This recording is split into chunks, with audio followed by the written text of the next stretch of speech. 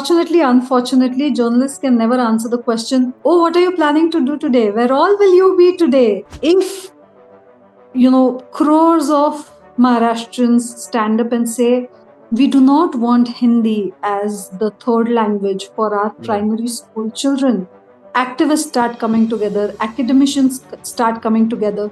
You, as a journalist, you are probably, the first step of writing an imperfect draft of history. You are chroniclers of history. Standards are going down. You can't believe what is being printed anymore. I just wanted your view. As a society, we have become less tolerant of criticism, of introspection. And so, when all these things get reflected into reporting, then it's easy to shoot the messenger and say, oh, dekho, media aise kar raha hai. I am not saying that the media shouldn't take the blame for it, but I'm saying that the media is not the only one to take the blame for it.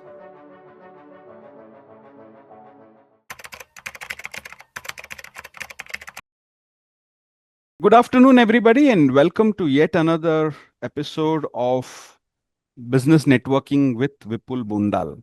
I have a very different kind of a guest today. This is a very old friend of mine, somebody whom I immensely respect for what she does. And she alluded to that a little while ago. So she has to balance her role as a mother with that of being the boss of the Maharashtra Bureau of the Hindu. Allow me to welcome Vinaya Deshpande Pandit. Thank you. Vinaya Deshpande Pandit is an award-winning journalist, a Shivning Fellow, and a IVLP alumnus, working currently as the Maharashtra Chief of Bureau at the Hindu newspaper.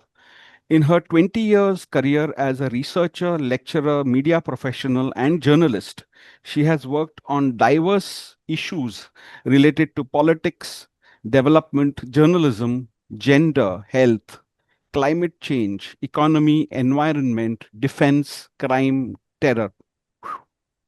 She has won many prestigious awards for journalism, including the Darpan Puraskar, the Ladli Award for gender sensitivity. She has learned the ropes of the convergence era newsrooms and has worked for radio, TV, print, and digital platforms. She currently hosts a weekly show named Pulse Maharashtra with Vinaya Deshpande on the Hindu's YouTube channel, in which she has interviewed top politicians, filmmakers, and academicians. She has recently featured in a coffee table book, Shivolution, on women leaders, along with Padma Shri awardee Rahibai Popere. Over the years, she has reported on national and regional elections, covered the terror attacks in Mumbai, and has done investigation in defense deal corruption. In 2022, she traveled to London on the invite of the British government for the Chevening Fellowship, one of the most prestigious international fellowships for journalism. In 2020, her name was announced for the Darpan Puraskar, an award given for exemplary journalism. In 2018, Vinaya was chosen for a multi-regional international visitors leadership program, IVLP, conducted by the US government. She was the only Indian chosen for the program. Her investigative work on corruption in a high-level defense deal had led to an inquiry ordered by the then defense minister. She has won the Ladli Media Award for gender sensitivity twice till now for a consistent issue-based gender reportage. Previous stints include CNN News 18, The Times of India, All India Radio, and the Sunday Guardian. And this is her second stint at the Hindu. Is that right, Vinaya? Yes, absolutely. Welcome once again. And, I hope you enjoy being on the other side this time. Thank you so much for that elaborate introduction, Vipul. Yes, it's a privilege and joy to be here with you today. And yes, to be on the other side of it instead of doing it myself. Thank you so much. Yeah, that's right. So, if you can tell us a little bit about your professional journey so far. You started, I think, studied in Nanded, if I get it right? If in your early childhood and schooling was in Nanded. From there to come into journalism, if you can just tell us a little bit about that part of your journey so far. Yes, absolutely. So my childhood days were in Nanded, which is a town in Marathwada, closer to Hyderabad, well known for its Gurudwara, That's right. and very small town place, very nice. And at that time, I do not think that while growing up, I ever thought that I would become a journalist or I would Mm. work, because at that time, the kind of environment that was there around me, most of my friends started getting married when we were 16, 17, 18, 19, that kind of an age group. So Right. that was the kind of background. But having been born to working parents, progressive in nature, Right. and parents who were in fact chided at one point for not having son as their firstborn and for having a daughter as their firstborn. Uh, the the kind of two persons who showed stealth and who didn't really go out and fight with the world, at the same time who showed the stealth and resilience to say our daughter will take care of her, and who never put pressure of any sort, or who never said that this is what you have to become, or see, we have given you so much of freedom. The best thing that they did was to give the freedom to let us be, to me Right. as well as my brother. And Right. they allowed us to take our own life decisions. I do not remember my parents ever coming to the school, ever coming for my admission, ever saying, what are you doing with your life, do you want to do this, why this, where is this going to take you? So Mm. not that it was needed as well, fortunately. It was a mutually understood position. I got good marks. I used to be a meritorious student. I used to get scholarships. At one point Okay. in 12th, I got a gold medal in the college. So from there to Pune, where the education journey continued, my father got transferred to Pune. We moved to Pune. Suddenly, the kind of exposure changed. That didn't Right. change much for me in my life. What really changed was marriage. Really, once I decided to get married to the guy I fell in love with head over heels, he Okay. was the one who said, I am not sure that a person like you should be sitting at home. When I said that, all I want to do is get married to you, and I'm okay taking care of the house. Okay. He said, you need to do something better with your life. That was our first date. Okay. That was the time when I was teaching and working. Okay. And I was working at the Times of India. I was teaching at Ferguson College. I was teaching political sociology. I had just finished my post graduation. And uh, I think that conversation made me think, because he said, you need to figure out something, because what you're doing right now, it's not taking you anywhere. Mm. That is when I decided that, yeah, I want to do journalism seriously. By that time, I had worked for some time. I was, as I said, I was working with the Times of India. And that is when I said, let me do something seriously. That is when I applied to the Asian College of Journalism, which is one of the most premier journalism Yeah. institutions in the country, where Correct. students from across South Asia come and study. Fortunately, I was chosen for a full scholarship. It's a very expensive place, and I didn't have the money to study there. So I was really scared. I was in the process of asking for a loan, educational loan from a bank. In Right. fact, I was sitting in the lobby of one of the national banks when I got a call from the college saying, you've been chosen, and you've been chosen for a full scholarship. Okay. I got paid to study at the Asian College of Journalism. I Awesome. saved up on my Awesome. stipend to buy my wedding trousseau. Kya baat And hai. so my serious professional life and my married life started All began at the together same in time. Mumbai. Awesome. That's really awesome. Okay. So you began with the print medium and then you moved into television for a bit and then you're back into print, right? I mean, that's the way you're In fact, the All India Radio as well. So I all have India done radio as well. digital radio, print, TV, and back to print with a heavy dose of digital as well. Okay. Okay. It all sounds very easy. I mean, if you ask somebody, whatever they know about journalism or journalists per se, it either sounds very simple or, on the other hand, it sounds very glamorous. but you know for sure, and I know a little bit. I know it's not as glamorous. In fact, it's a lot of hard work, right? So, can you tell, people who are listening and who probably want to become journalists, what a typical day, if you have one, what a typical day in your professional life looks like? Well, that's a good question, Vipul, because I don't think that it's a kind of an unconventional profession, really. So there is no typical day. No Right. day looks, the same. No 2 days look the same. And uh, fortunately, unfortunately, journalists can never answer the question, oh, what are you planning to do today? Where all will you be today? When do you plan to come back? When can I see you in the evening? It can be evening, it can be night, it can be late night, it can be midnight.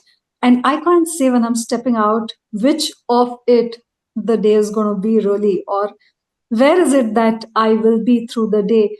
It Yeah. is, Right.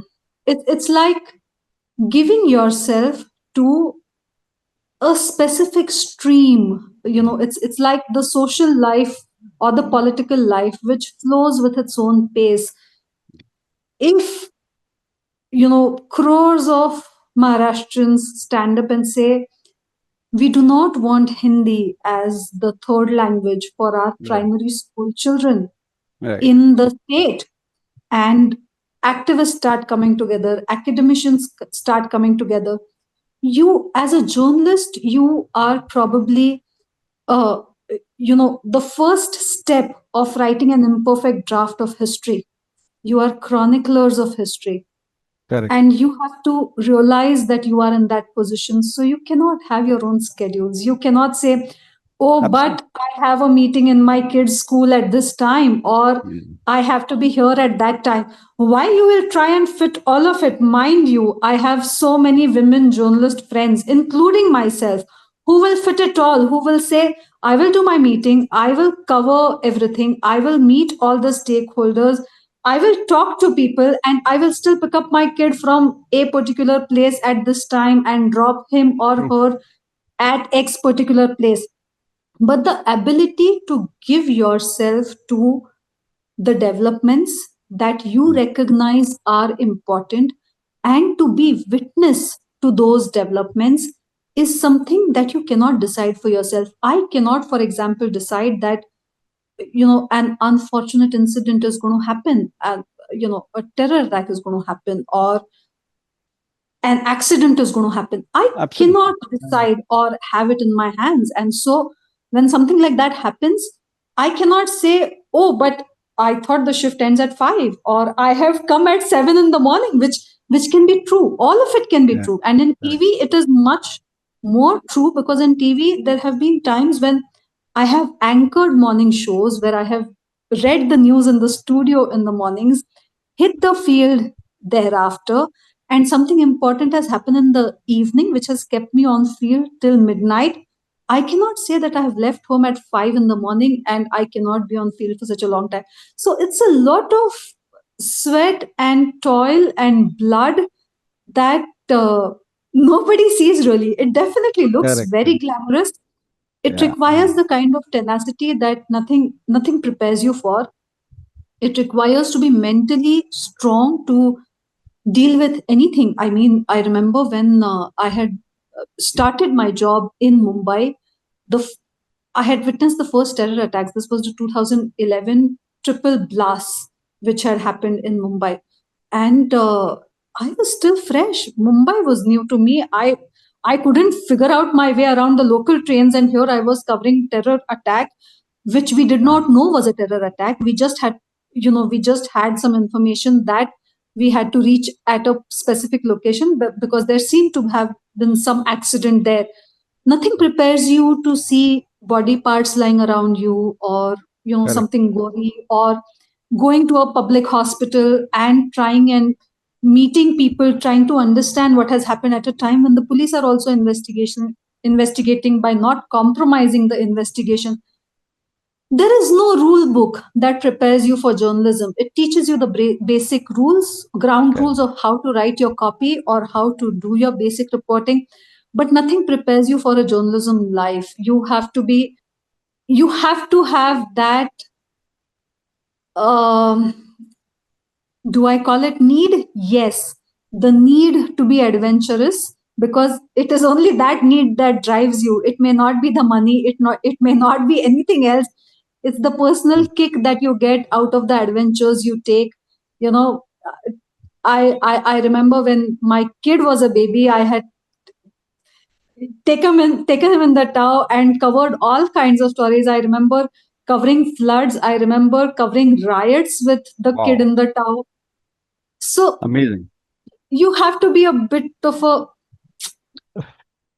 to Understood. really keep going at it. But the Yeah. only key is to just keep doing it day in, day out Same. without getting tired of it, without getting frustrated. There have been days at end when you've woken up to horrible news, you have covered the horrible news, you have nothing good going on around you, and it affects your mental health, it affects your physical health. Correct. And you just say that, okay, this too shall pass, and you move on. Amazing. Yeah, amazing, amazing. I kind of admire, and especially, people like you who are, who have a family, have a small. I think now your son is a little older, but peak time of your running around Now might have he's been my when he guide was. and my anchor, so That's right. Yeah. and more of a So partner. correct, correct, correct, correct.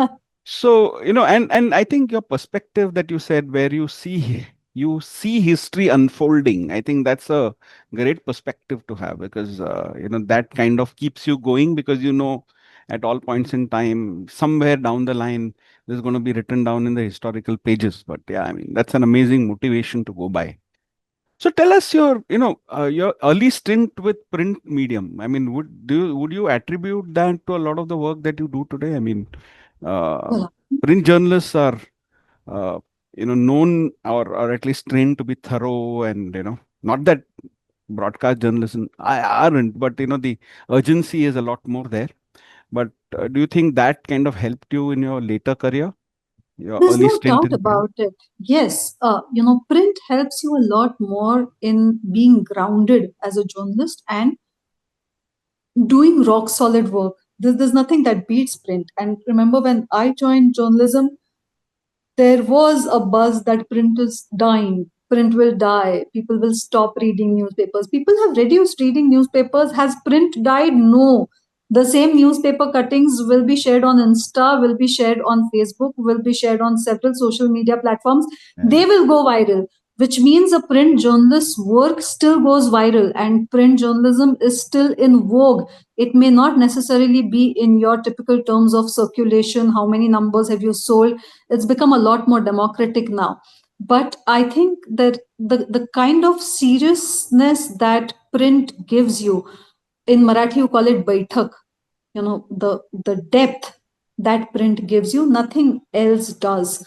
And it definitely helped me tide over the TV days as well. TV can get frivolous, TV can be very difficult, and TV can be testing, because there is again no script to it. You are there. The biggest challenge in TV is that you are there when the story is happening, so you are actually helping the viewers exactly. see the story unfold right in front of your eyes. So Yeah, in some sense you have to be there before the story starts happening, which means you have to be some Sanjay to know that this is going to happen here. But that is a more challenging part of TV, which has become easier now, which has also become redundant now, because all you need in TV now is visuals, yeah, and those visuals needn't necessarily be taken with the journalist in the picture. yeah. And now the journalist is also not needed to explain what those pictures are about.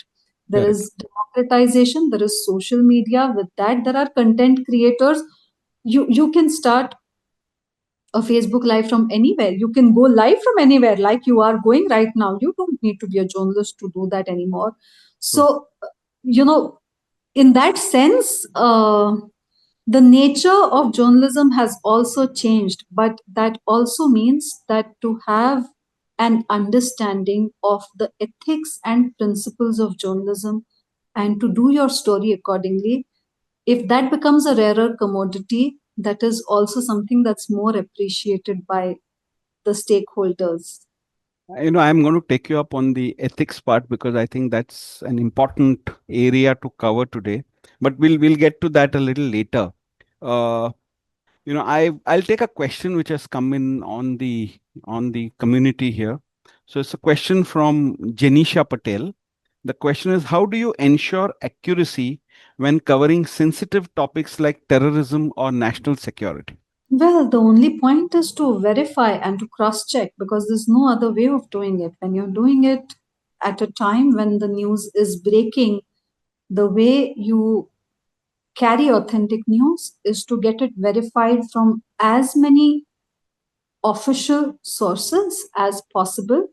And for something like terror attacks, of course everyone is taken on board, so your eyewitnesses are just as important as much as your investigators there. And to understand and appreciate that there would be limitations for the investigators to share information at a particular given time, because for them the interest is that the prosecution should go well, the case should stand well, and nothing should come in between their investigation and a good prosecution. For journalism, it is to bring the truth out, and so it is going all out every time to try and understand what you could find out, which the investigators may not be telling you at that point. Yeah, true. That's true. Okay, another question from Advait Singh, and this is one question I had in mind to ask you a little later, but then I'll ask you now, and then I'll link it to the ethics question. So this question is: with so much misinformation online, how do you distinguish between genuine leads and planted stories? Yes, that is a real challenge these days, but I think, you know, uh, these are things that big media houses will do because there is there is reputation involved, there is also authenticity involved, the entire fact that uh, you know the importance of the news given by, so for example, something would go viral and you would read it all over social media saying that this has happened.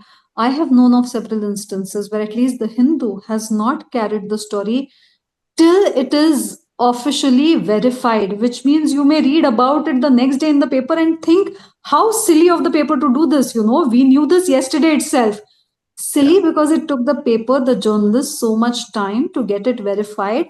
And if that wouldn't have been true, then the paper wouldn't have carried it. The correct. challenge is between consuming stories first and consuming authentic journalism after a gap. If that gap as a stakeholder you're willing to take, instead of saying, oh, you don't know this happened, it's all over the place, how is it that you did not know? Versus, I shall wait for an official confirmation, Vishal. I shall wait for an authentic report, I shall wait for official attributions. When you read a particular story, to find that quote and to say, okay, who has said this and what is the designation of the person, because that person then is in a position of responsibility to confirm or to deny that news. To get all of that in place is a game of patience, and I think that patience has also worn thin from the side of the viewers or the readers, because the game is now fastest finger first, who knows first, who puts it out first. Yeah, After a point, it doesn't matter. What matters is the kind of chaos that incorrect news can create, and the kind of bad blood it can create among communities as well. And the threat for the social fabric is also very real. So till the point the society is willing to come to terms with the fact that even if slow, your news will be authentic and you're willing to wait for that, I think that's a grave danger that will continue to lurk around us. yeah. I mean, true. And in this current times when all that matters is, like you said, fastest finger first. Also, the other thing that I mean, is said very loosely sometimes about media as such is the fact that the standards are going down. You can't believe what is being printed anymore. The media has lost all its credibility and so on. So I'm sure you hear about it, read about it. I just wanted your view on what do you think. on this. I mean, I know you're an old practitioner in the business. So, what is your view on this? It'll be nice to hear that. Well, and don't take me wrong. I'm not trying to Sure, subvert here, but sure, sure. the media is really a reflection of the society. Mm. It's not in vacuum that news happen. It's not in vacuum that reporting happens. It's very much real happenings that are covered, that are reported.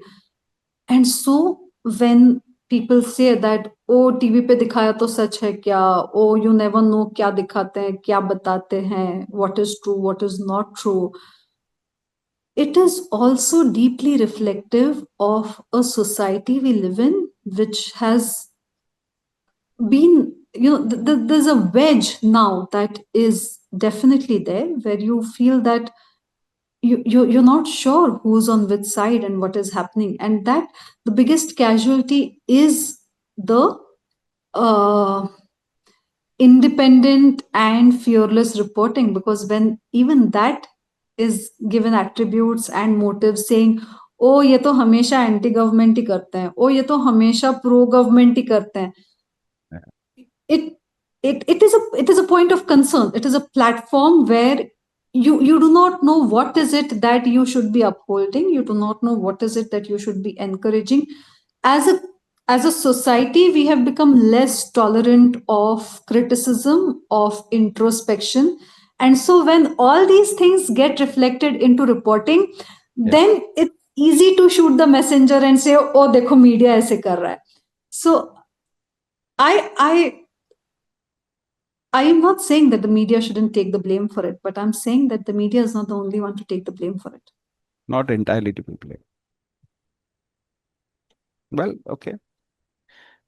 So, I just wanted to, get back to the print journalism bit a little bit because, I'm sure there are a lot of people who are watching this, who are interested in making a career in print. So, what is it that, is about print journalism that, makes you a good journalist? You can say this because you've straddled all the possible mediums of news, especially, right? I mean, what is it about? And, who are the role models as you progressed in your career?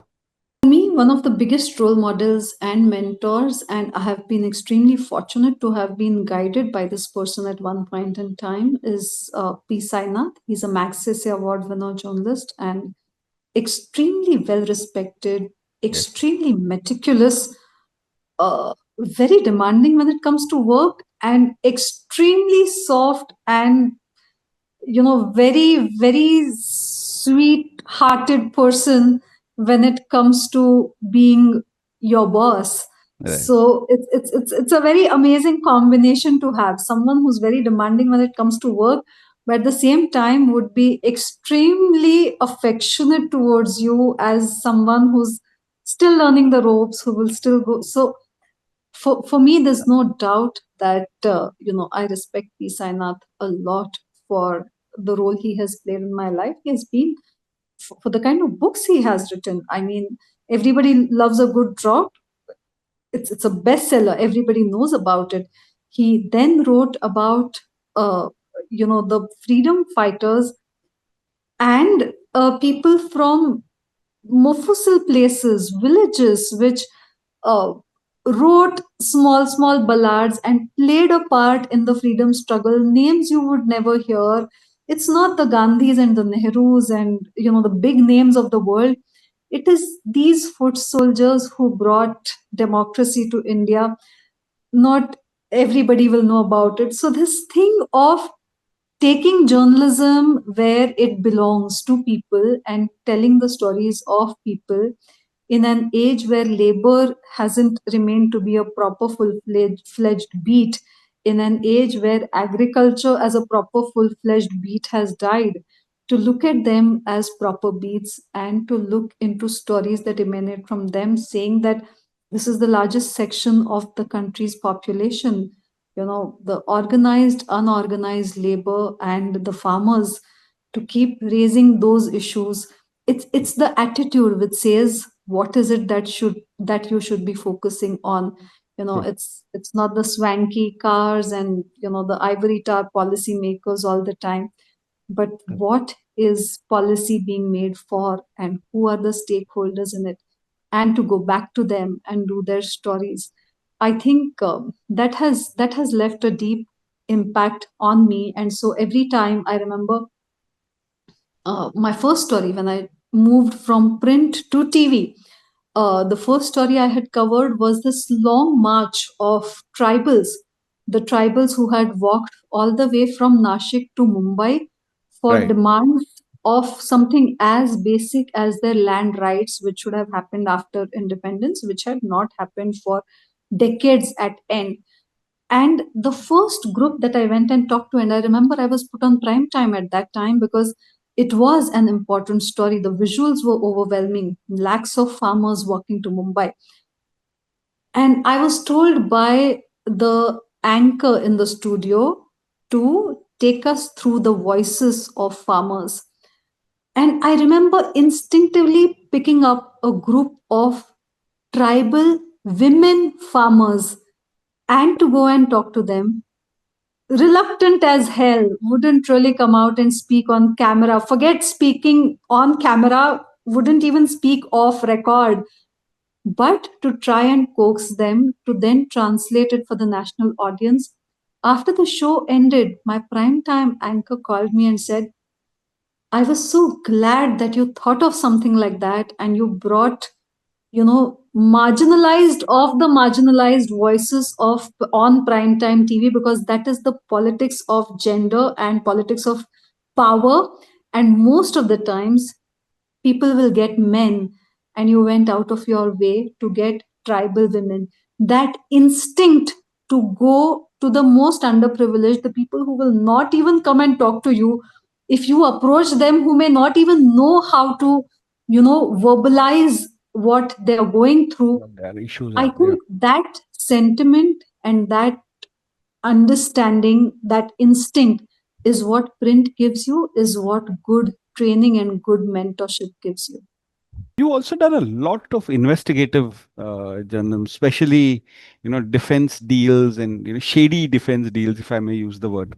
So while covering these, did you yourself face any threat to your life or your well-being? Like they show in the movies. Did you face any of those things? Or may not be as Uh, dramatic as then, but Not as dramatic, but remember the stakes are very high. So okay, there was a real threat that I would be booked under the Official Secrets Act, and which is not a nice thing to be, not a okay, nice position to be in. You do not want to be behind the bars under of course, Official Secrets Act and then not know what's happening to you.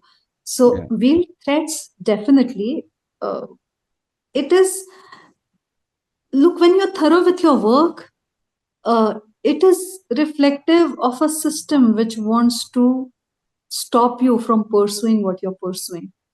right, And fortunately, I had the right guidance at the right time. I was when I was doing all of this, I was very young, as in a very nascent stage of journalism. And you have that सरफरोशी की तमन्ना अब हमारे दिल में है kind of an attitude where you say yeah, कफन बांध के चले हैं. Nice, of course, investigative journalism is not easy, and yeah, what's more unnerving is the fact that you're standing on someone else's shoulders, and you can see just as much as they want you to see. And that is unnerving at one point, because there's always a fear that there's something else that you do not know about. mm, But the biggest mantra is to keep verifying every time, to not trust only one person, at the same time to trust your sources so much that they can trust you with their lives. Because in investigative journalism, often, and in defense deals, of course, you're dealing with ugly sharks who have vested interests. And if you do not stand by your sources, and your sources do not believe you, that they think that you can throw them under the bus any moment, there is no investigation happening there. The fact mm, that some people feel that national interest is being compromised and that it should be reported, people need to come to know about it, and that people should stand against it. They are they are upright enough, courageous enough to risk themselves to stand for it. And then they trust you with your lives, with those documents, and then they trust you to dig in further and to find out more information. It bloody well is your job to stand up to that responsibility and say, come hell, I am going to see this through. And at times it takes years. You get a page one, you get your scoop, you get a front page 8 column running story, and all of it gives you a kick, fine, but everything that comes thereafter is just as real, and you have to have patience to see it through. You have to keep, I mean, I remember when I did those stories that you're talking about. One was a defense deal where you're talking about compromise in the satellite imagery, which is critical for maintaining security at our borders, at the LOCs, and for it to be compromised, what is the impact on national security?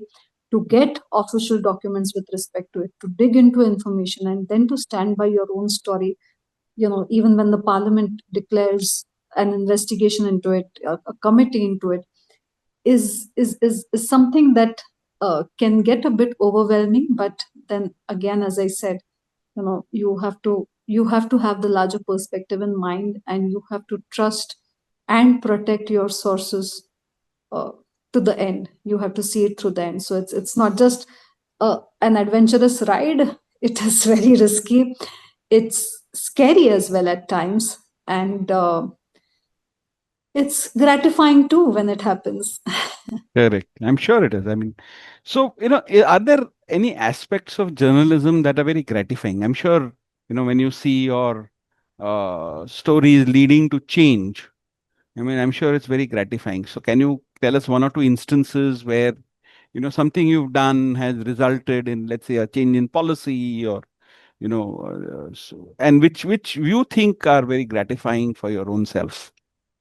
Well, absolutely. To think of a few, we spoke about the defense deal story. Correct. That was a very gratifying series of stories that I remember doing, because A.K. Antony, who was the defense minister then, did order an inquiry into the issue. The issue was raised on the floor of the House in the Parliament, and investigation went on for several years. It was something that led to a lot of attention to the fact that something like satellite imagery needs a lot more attention and cannot be pushed under the carpet. So there was a realization in the government that issues like these cannot be pushed under the carpet, and Mm. even if it comes under official secrets, something as crucial as this will need introspection as well. I remember a series of stories that I had done on sexual harassment at workplace, Mm. and at that time, India did not have a law against sexual harassment at workplace. If you remember, we had the Vishakha guidelines, That's right. and those guidelines were being followed. But the reportage that I did in the Hindu at that time added to the civil society movement that was seeking a law in place, which ultimately culminated into a law that India finally got, the first law, the workplace sexual harassment uh, act against sexual harassment. That was after concerted reporting on the issue, and I'm happy that that reportage led to added to the civil society movement that was there at that time. So several such crucial junctures. You obviously, whenever there are stories you do about I remember when I was in TV, there was this young girl who wanted to study and did not have the wherewithal to, did Mm. not have the resources. Just a simple small story led to immense outpour of help for her entire education, for her higher studies as well. She was anyway meritorious, and it changed, it changed her destiny. It's and that is what you're supposed to do. I mean, I would hate to even talk about it at other times, because it seems like a very pathetic effort to take credit for something which is not yours. It Correct. is a journalist's job to anyway do it, and if it Yeah. happens, that might as well have happened, and you have no credit to take for it. There's a question from Siddhi Dubey. It's a little. I mean, you answered it before, but Siddhi has asked, so I'll ask you anyway. So her question is, how do you balance urgency with verification during breaking news events. So, you're breaking news and you want to, there is a new need to cover it, and there is a, you need to verify. So, you said at the Hindu, you kind of delay it by a day if required. But then, Not a day, but you do not carry the news till it is confirmed. till it is So done, it's not like you delayed by a day. You get a confirmation and then flash the then news. flash the news. But in TV, it is a challenge and it is a pressure you stand up to, because the pressure is quite constant, where the desk keeps telling you, oh, this channel is flashing this and we do not have it. And you stand firm on ground and say that, till I verify it myself, if you want it urgently, please put me off air, let me get confirmation and then get back. If you don't get a confirmation and still the anchor asks you that question, you go ahead, say that I'm afraid I do not have confirmation for this at this point in time.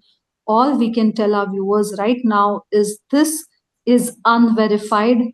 and we will have to wait for some more time to get more information about this. And I remember that I have done this a few times when I was on TV. Yeah. In fact, Unfortunately, nobody listens to TV. yeah, yeah, Everybody yeah. That's watches true. TV on mute. So the In fact, only thing that goes is the strips is the that, tickers and what. yeah. So in fact, you're right. I mean, off late, I've also noticed that even on television, if there's something is unverified, they actually say it. We are not able to confirm this, but this is what we are hearing, and as soon as we have more confirmation, we'll get back. And you're And TV absolutely has less of a responsibility. See, TV works in a different kind of a set of rules. So TV is not bothered if they run unverified news, which is wrong, absolutely wrong. For the next bulletin, they'll just pull it down and say, "हाँ चलो चल गया." जब चल गया तब चल गया. अभी निकाल दिया. mm, That in this age of social media, that doesn't absolve you of your responsibility, but still TV can do that.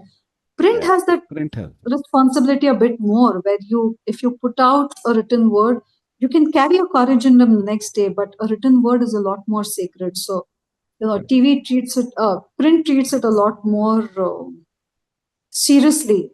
TV can run anything and then just pull it down without even giving an apology. So I know we had asked you for 45 minutes of your time, and we are closing into that. Just two more questions. So one is, we had discussed this before, and you had also put a social media post on it on the importance of your family support, and how you yourself balance your family and your professional careers, and the fact that your family supports whatever you do. The reason I'm asking you this question is a lot of people are watching it, their children might be in journalism, or their spouses might be in journalism, or they themselves are going to get into journalism, and need to convince their families. So how do you see the role of family in your own career, and for the career of fellow journalists like you? There's no doubt in my mind that family support is extremely crucial for anybody to do any job, as important as it is for a man to step out and do a job, because the woman will give him a dabba and will make sure that everything is in place.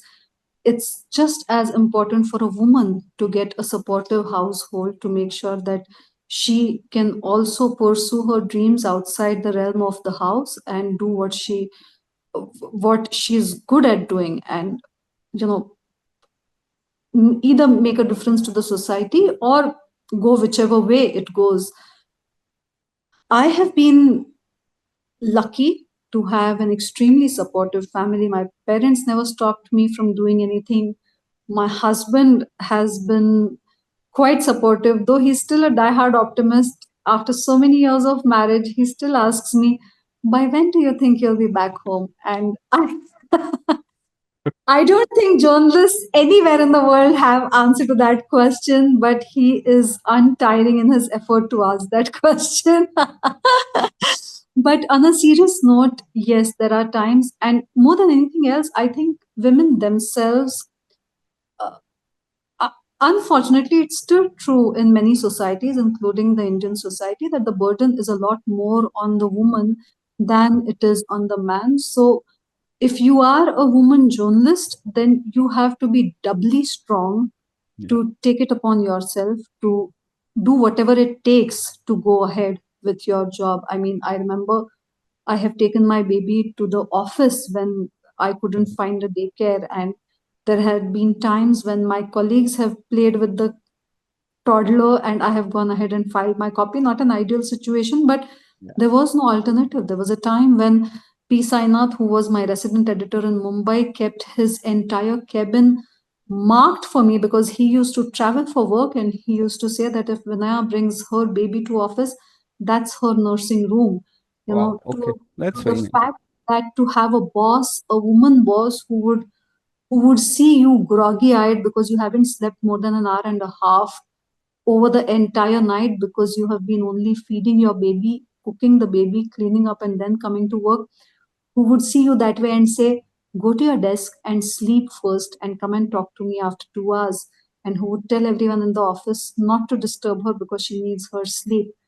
And a woman boss who will still give you a double promotion, and to have a career graph where you will still win your awards in that same period. Life has been a crazy roller coaster ride, and I have been fortunate to have people who have supported me through this. I mean, had it not been someone like a Pisainath who did what he did at that time, had it not been a Priyanka Kakodkar who said, go to your desk and sleep. I do not know a single boss who will say, go to your I desk agree. and sleep. I know. But who Yeah, did but that and who uh, allowed me to do good stories which won me awards in the same period when I was sleep deprived, in the same period when I did not know when the day began and when it ended, while all I was doing was nursing, cleaning, cooking, going to office, coming back, yeah, spending sleepless nights and still working to, you know, uh, having a setup where your husband says, don't quit, where your father says, don't quit. You've taken this upon yourself. There was a point where I seriously did feel that I I'm should sure. quit because I cannot go on with this. And I did come up with a stopgap arrangement. For a year or two, I did work with a weekly newspaper, which gave me the Yeah, space to focus on the kid, to sleep for more than 1.5 hours every night. It might be just 3 hours, but still more than 1.5 hours. And to yeah, take care of the household, to make sure that you're cooking, you're cleaning, you're doing amazing. all your daily rounds and still doing your professional duties. So I think through all of this, there's no taking away the credit from the family, but through all of this, you have to be extremely strong willed and say, whatever it is, I'm going to survive this and I'm going to see through this. Uh, Amazing. through everything, there will be days where you will just scrape by, or you may not even scrape by, which will just pull you down, and you'll see, I can't take one more minute of this. And you still have to keep on saying that, this too shall pass. It will take Wow. years, days turn into weeks, weeks turn into months, months turn into years. You never know. Like, it feels like yesterday when all these things happened. It's, from being a cub reporter to a person who's now in a leadership role, it seems like life just flew by. True. Amazing. And that's a great perspective because, and a lot of people don't understand the price that you're paying, unknown, to do what you're doing and contributing to the eventual growth of, your not only your own career, but, directly and indirectly, affecting hundreds and millions of lives. Okay. One last question.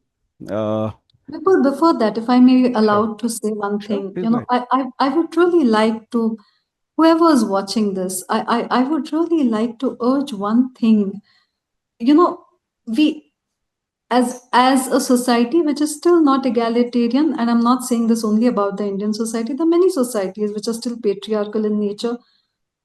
I feel we are a lot more appreciative of our men and our boys than we are of our women and our True. girls. And uh, someone achieves something, we reserve the best of the accolades and the best of appreciation for the men, and when the women achieve it, we ask if that's because of her gender, if it's because of her looks, if it's because of anything else except her merit.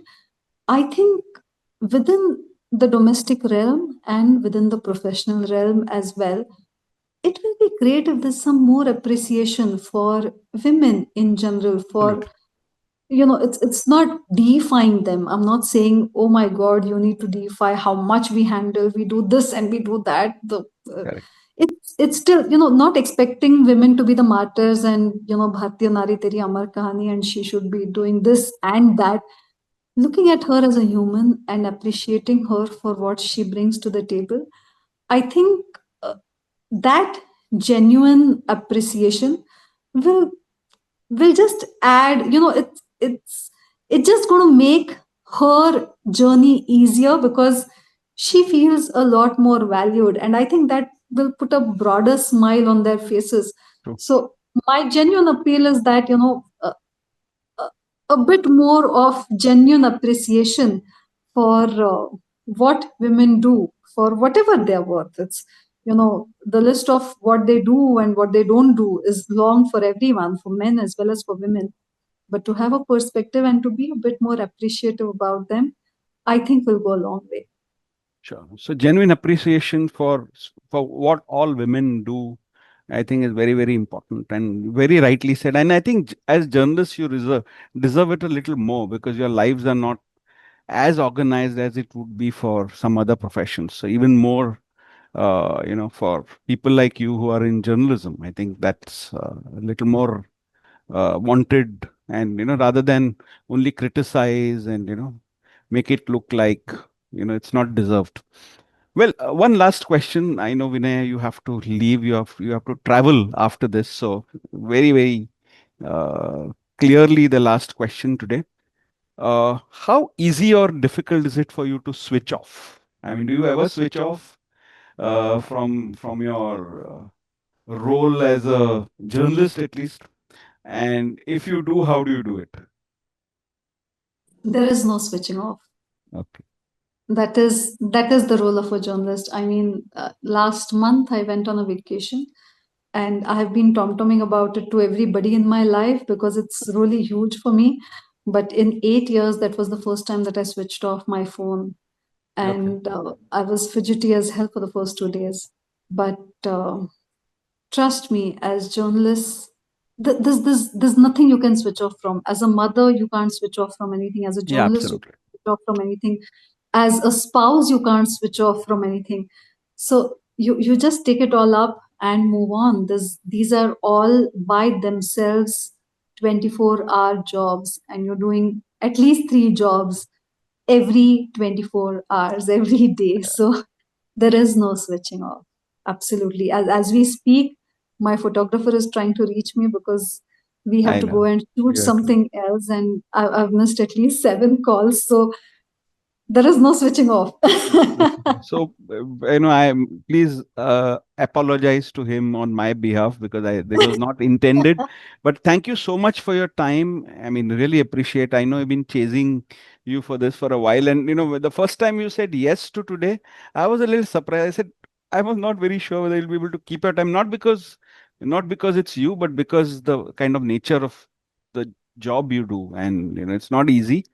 But yet you made the time and was so elaborate with your answers and so open. Thank you so much and wish you all the You've very been very best kind, Vipul. for the Thank next you. few years. Thanks a lot. Thank you.